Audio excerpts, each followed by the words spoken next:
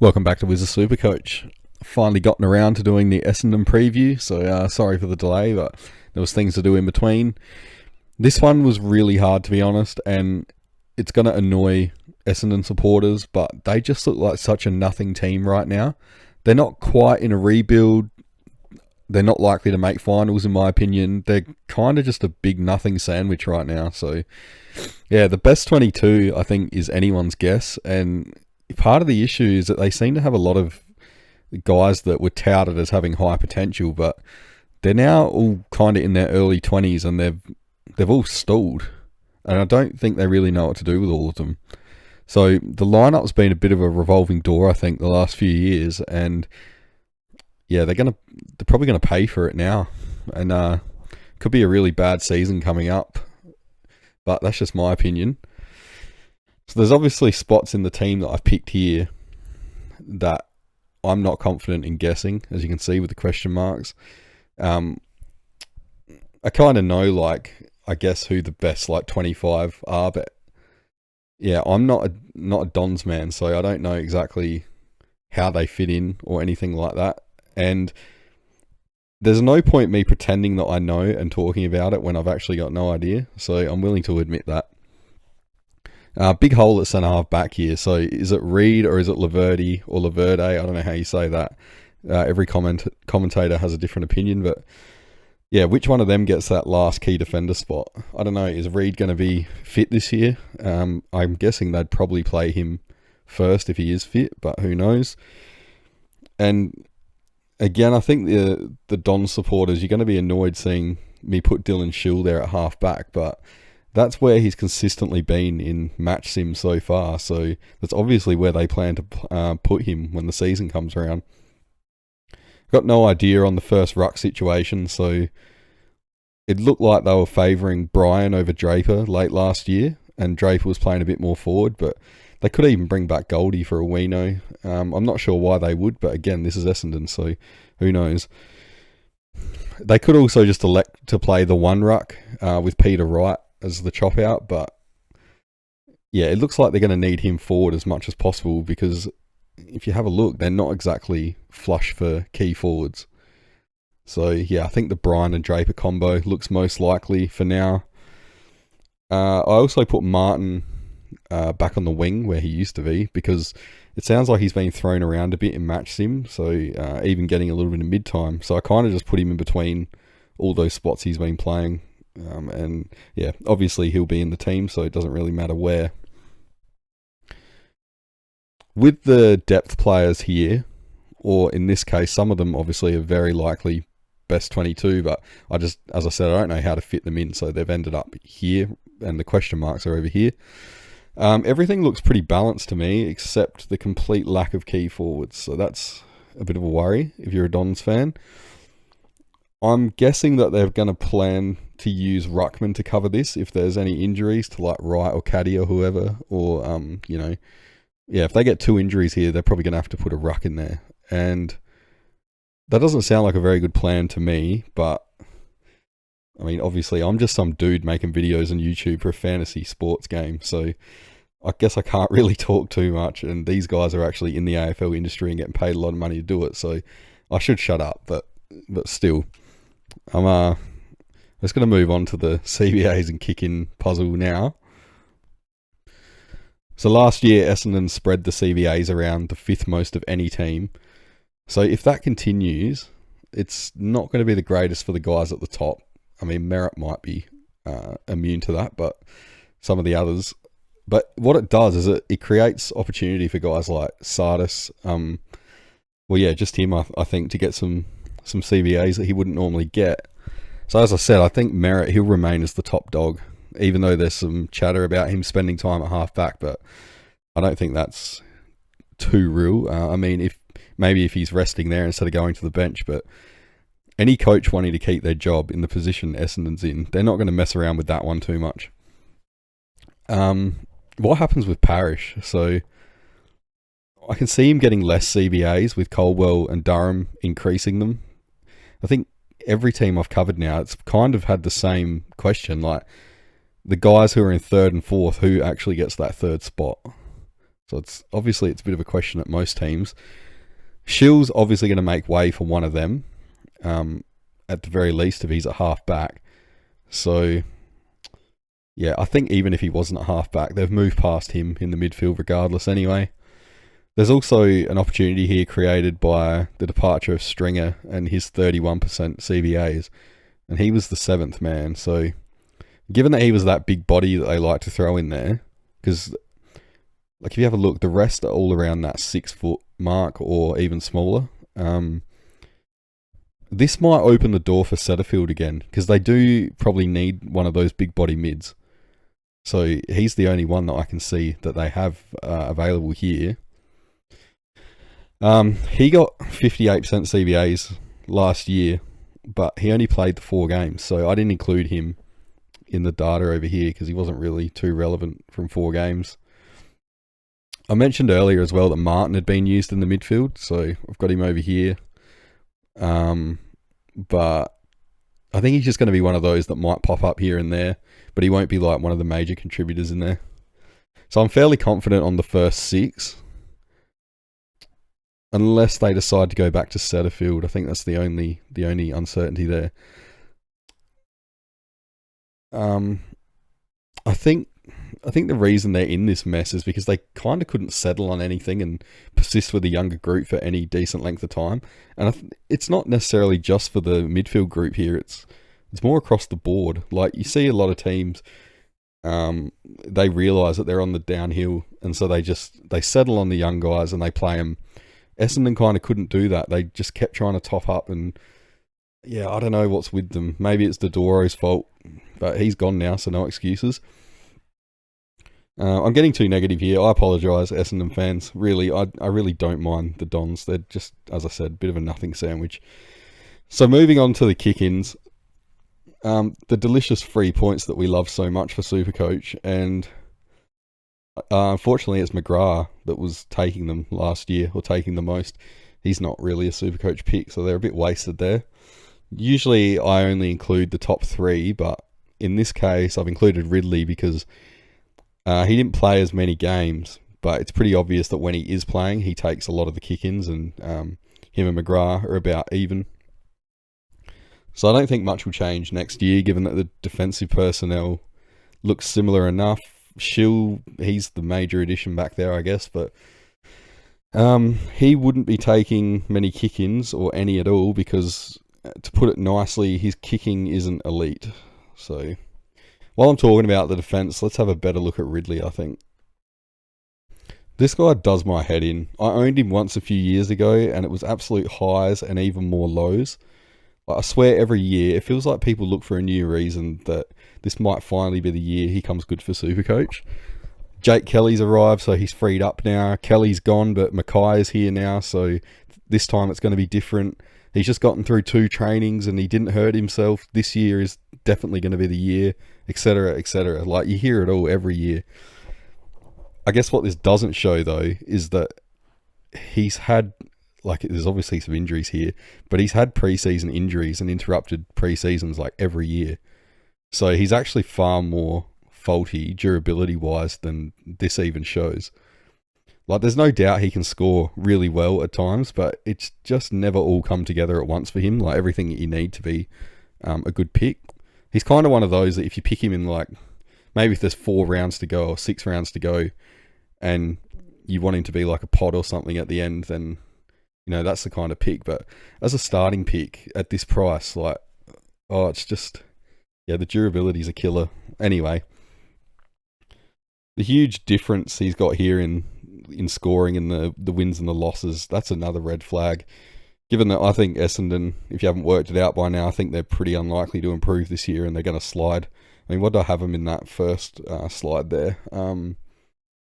I think I had them from like 12th to 17th, something like that. So, yeah, it's a little bit of a drop from last year. So that loss average, that's more in line with his total averages over the past 5 years. Like 103 matches up better with these, I think.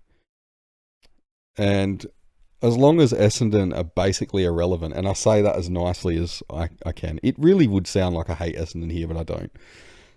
Yeah, that's not going to change. It's just how it is. I think he's going to keep scoring around those low hundreds if he is playing like a few games in a row at least. So I think his pre and post bye, I think it's skewed here because he scored 162 on Richmond and he only played 3 pre-bye games. So one of those was that 162. Like, admittedly, the other two, they were good scores too. So 111 and 112.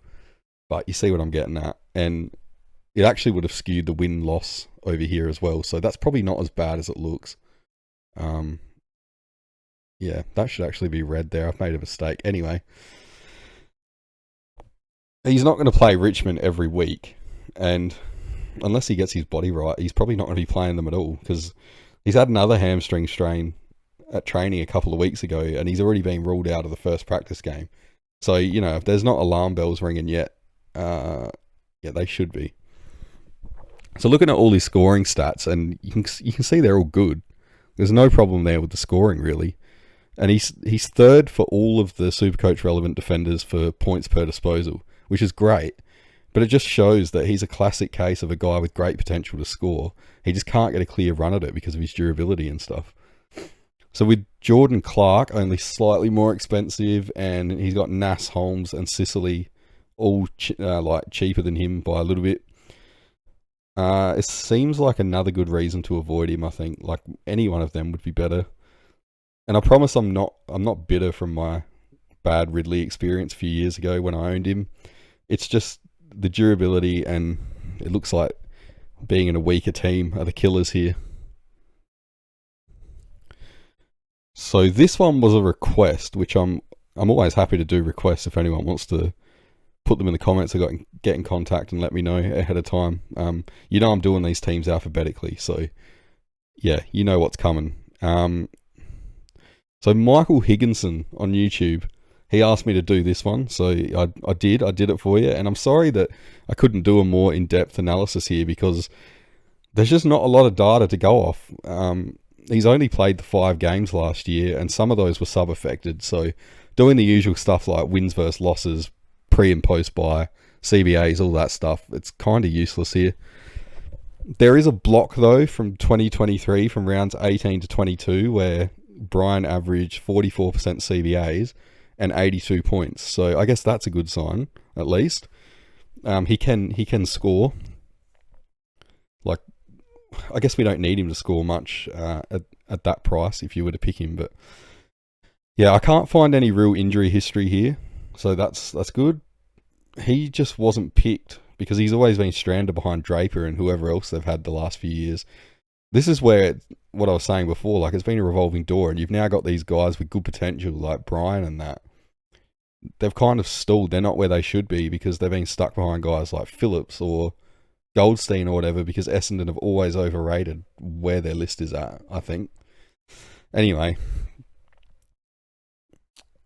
he only had 69% TOG last year, but that is lowered by those couple of sub games, so it's probably more realistically like 75 to 80%.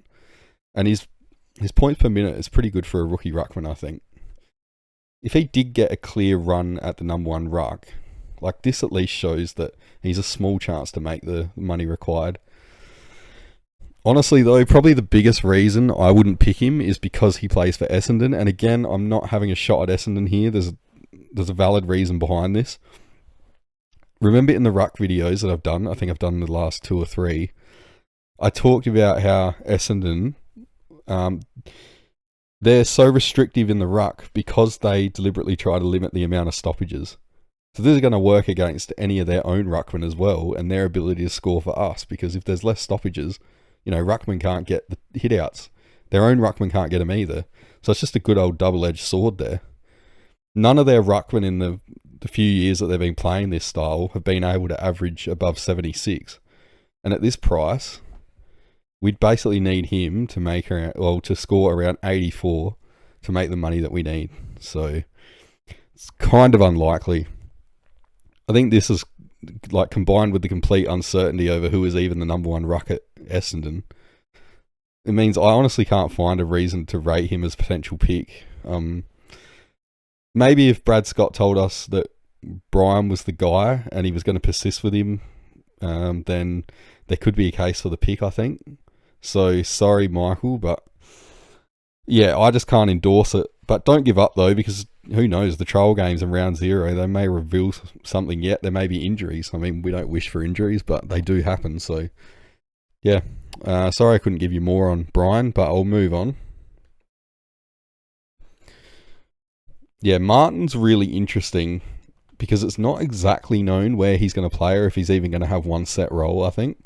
He's been starting on the wing and half forward in match sim, and he's kind of just acting as that extra mid. So if you think of like a Sam Flanders from late last year, and I think Martin even did it a little bit himself towards the end of the year. So at least that role's still Supercoach viable, I think. It looks like Shill is going to be the one to take that Seagull half-back role now, or at least until he inevitably gets a soft tissue injury, I guess. But anyway, this is about Martin, not Shill. It feels like he's been around a lot longer than 3 seasons, so I guess that's a testament to his quality. And he's very durable. Like, look at that. He's only missed 1 game, and that was because of COVID. And he's fit too. His TOG is absolutely insane. It's like, 95%. There you go. So that's a big green flag right there. His win-loss average is nice, and it's close. Like, there's not a real discrepancy there. And the pre and post buy, I think that's tied into it as well. So Essendon completely flop post buy. So I think like the two of them, they're explained purely by that, like both categories there. So even when his role changed late in the season to the one that it looks like he might have now, his scores never dipped. So his teammates, it just looks like they look for him wherever he is, and yeah, no matter what role. So there, I think, is another good sign for 2025. This isn't so great though. His points per disposal is the 4th worst of all the Supercoach relevant defenders. So that's based on when he's in the halfback Seagull role though. But he definitely needs a lot of ball to ton up, and that's all we can go on right now. He gets a lot of the ball, but it really makes him vulnerable to those bad floor scores if a team were to tighten up on him. And this is probably, I reckon, more likely to happen in his new role, if it is the one that we think, because he should have a defender with him a lot more. And I know stopping him from getting the ball, it's a whole other challenge for them, I guess. But yeah, regardless, it's probably a little bit of a red flag. If he could raise his points per disposal over here, then that's obviously going to raise his points per minute. And so given how insane his TOG is at 95%, that's going to spike his scores like pretty quickly if he can do that. So the high TOG is really important, because as long as you're on the field, you can potentially score, but you can't score anything when you're resting on the bench. And quite often, if you're on the bench for a while, your score starts to go backwards. Golden's similar, like he's got the real high TOG, but he's got the slightly higher points per minute, and we've seen how he can score. So yeah, once he gets that up, he could get into Golden's league, I think. So I think he's a good pick, apart from that little bit of uncertainty over the roles that he might have, and if he might be used as a bit of a Mr. Fix-It, and the tighter attention he might get, I guess. But yeah, they're only slight concerns. Playing round 0, that's not exactly a selling point either, I think, but it's not the end of the world. Let me know in the comments if you're picking him and why. Like, I'm not opposed to it. Like, I wouldn't say, I'm not picking him. Definitely not. Like, I'm still having a look, but yeah, he's not in my team, and he hasn't been anywhere near it yet. So yeah, let me know. The next guy, he's been included because I've seen people talking about him. He's another one that comes up every year, regardless of what's going on. Now, I remember back in 2016 when I owned Parrish as a rookie, and Oliver too, which was real nice.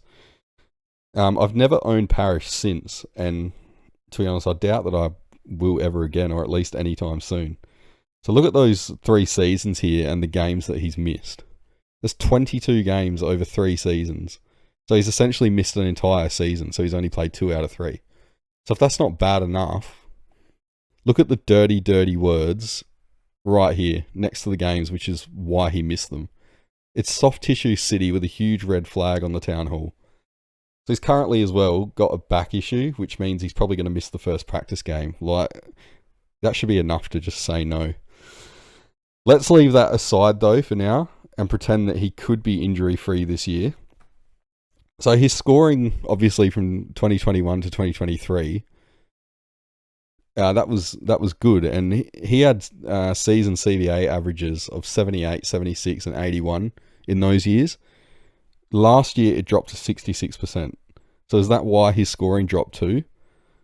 Like in 2020, when his score was similar to last year's, he only had 47% CVAs. So I guess it kind of backs that theory up that he's reliant on the CVAs, and that's why his score dropped off. Maybe more so than the bad form that was suggested by people. But the question is, why did he lose the CVAs last year? Was it because he was in that like uncharacteristically bad form? If you're picking him, that's what you'd be hoping. Or was it because Brad Scott sees that the midfield's moved past him now? So it's not a great sign that he got 87% CVAs in the first game last year, and then he never really got near that again. Maybe Scott saw enough and thought, no, like I'm not persistent with that. So maybe they've moved past him at least as one of those majority men in the midfield. Even still, I think he's going to be in there, and I mean he can't really play anywhere else, but judging by his CVA sweet spot brackets like down here, he's not going to go back to his previous scoring if he's not like that guy, the majority guy that I mentioned. So yeah, all the other stuff, it just suggests that he needs a lot of touches from a lot of CVAs to get a decent score. He was below his usual tog last year, but with all the injuries, I don't think that's going to bounce back anytime soon either. So the CVA percentage change in the wins and losses is probably the biggest one I've seen yet, like a difference of 10%. So again, this is a question of, do Essendon just play that much better with him in the guts? Or is it that Brad Scott takes him out when things aren't going right? I don't feel qualified to answer that question. Essendon fans, or anyone that thinks they know, let me know in the comments, because I'm not, if you haven't worked out by now, I'm not commenting on things that I don't feel I have the answer to. So there's nothing really exciting to discuss with Parish overall, I reckon. It's just a case of having really poor durability and a complete reliance on CVAs. So he's definitely not someone that I'm looking at picking, because all you need is one of those two major things to go wrong and the pick can't even begin to succeed, like regardless of how the other one goes. So yeah, that's about all I've got for him. Sorry if it sounds negative. This one's a bit more positive though. I guess last year was Colwell's breakout in a general sense, but now he's mid only, so he's going to have to do it again to be a pick this year. There seems to be people out there who think he can do it, so that's why he's made the video. While I was doing the research for this, I'll admit I'd completely forgotten that he came from GWS originally, and I also didn't realise that he had a few injury troubles in the past, and when I say a few, quite a lot. I read that his junior days were plagued by soft tissue injuries, and then if we skip to here, that hip issue from 2023, it may be back again apparently, although it's only believed to be minor, so I guess that's a good thing. He's been pretty durable from here on, so that's a good sign. You know, the more recent history is the more important one. So his scoring, it's got a nice linear progression here, so that's really, really good. We need to see that continue though, because again, 94, that's not going to cut it in the midfield. Like, he's going to have to jump up to 100 plus. I don't even know well, I can tell you right now, there's no amount of money that he needs to make. If he's priced at 506k, whatever he'd need to make you like whatever money it is you want, he's going to be a keeper anyway. So yeah, he's either keeper or bust.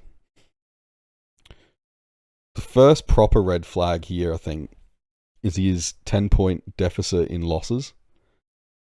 He's definitely playing for the wrong team this year with that stat. So it's probably outweighed by all the other stuff, though, that I'll look at from here. So his post-buy scoring, well, the increase looks to be a result of increased CBAs, basically. So he's gone from having an average of 30% CBAs pre-buy to 64% post-buy. So it's a 34% rise.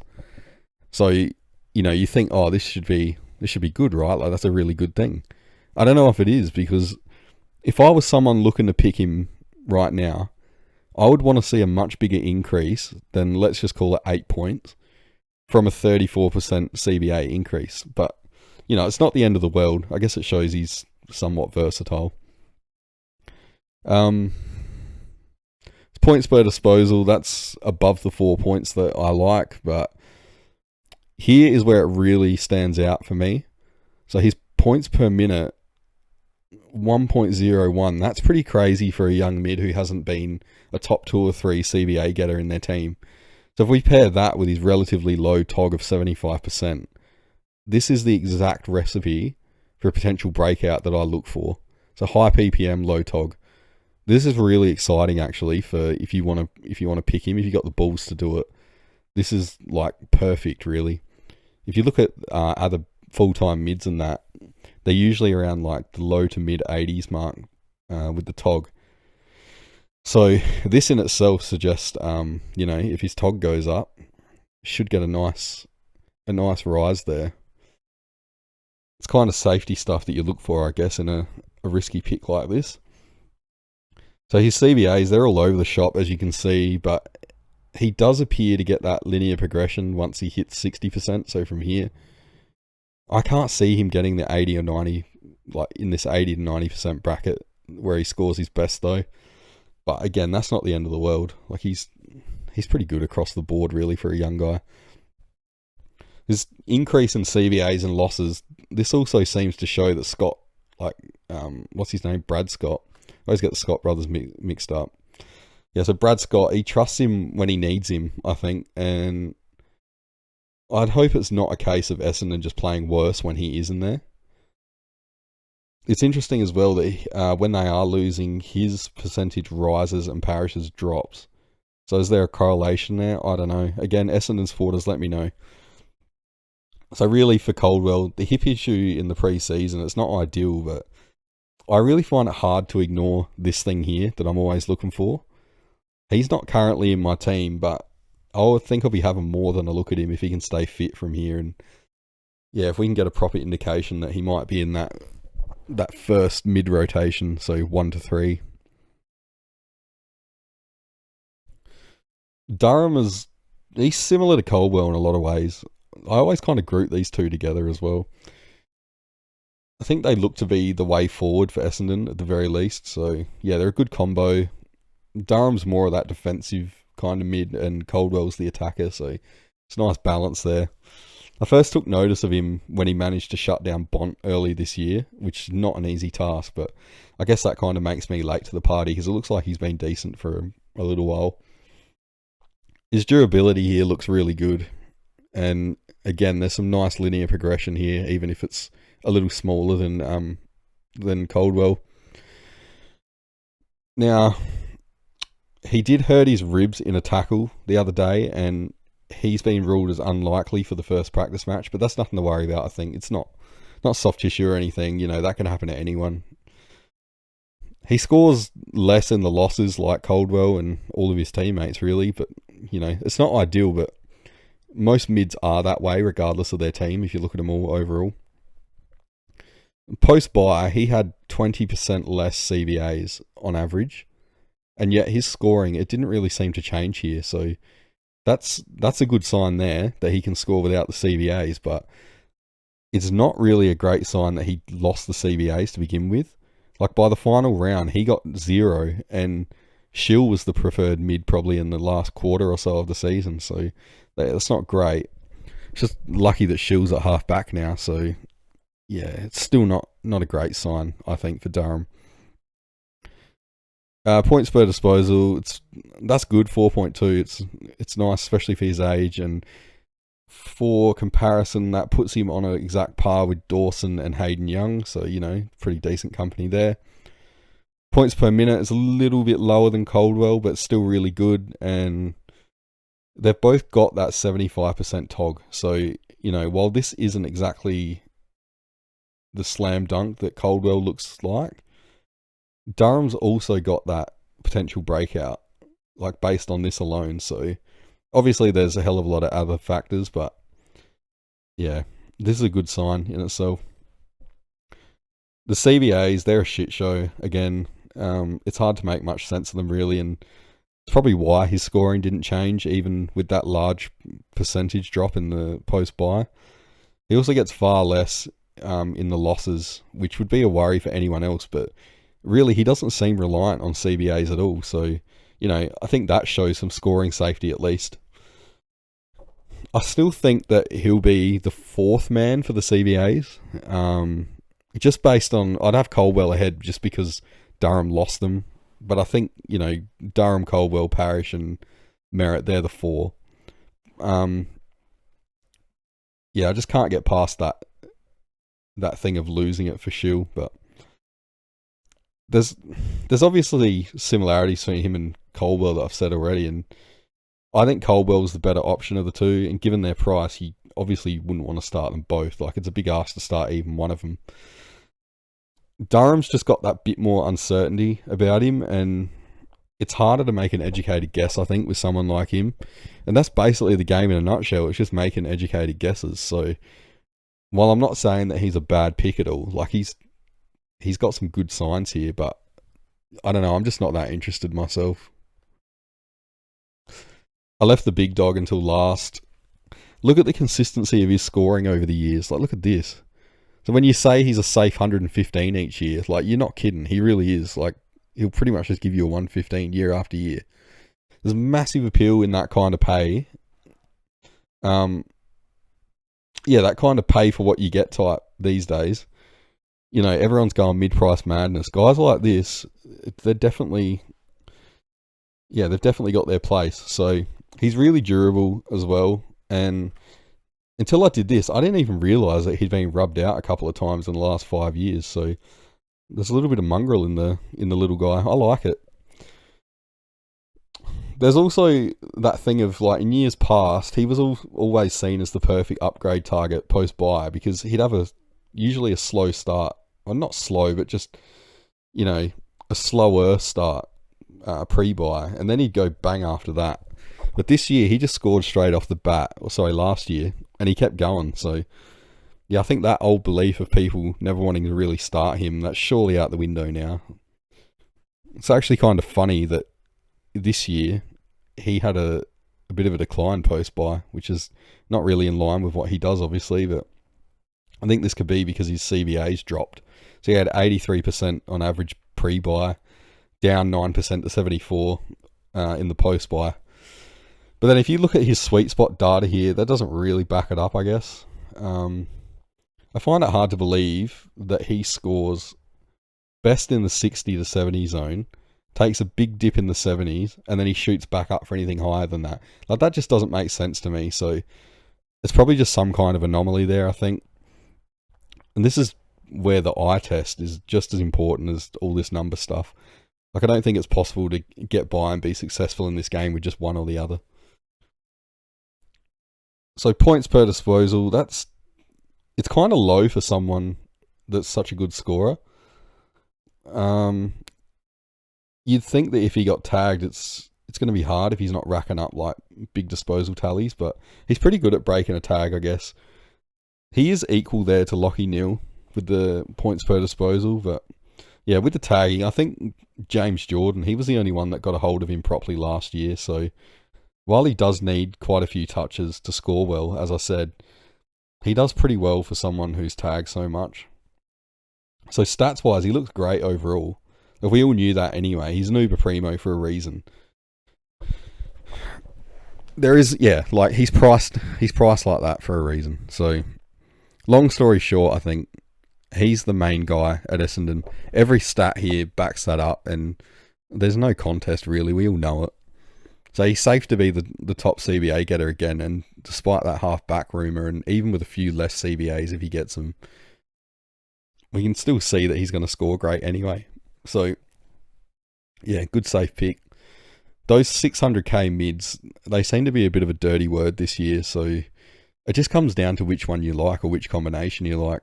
You could probably make a case for all of them, really, but Yeah, because, they're priced that way for a reason, as I just said.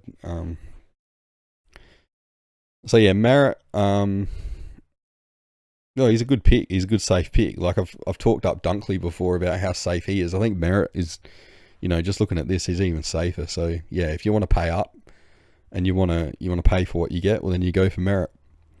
So that's about all I got time for in terms of Essendon.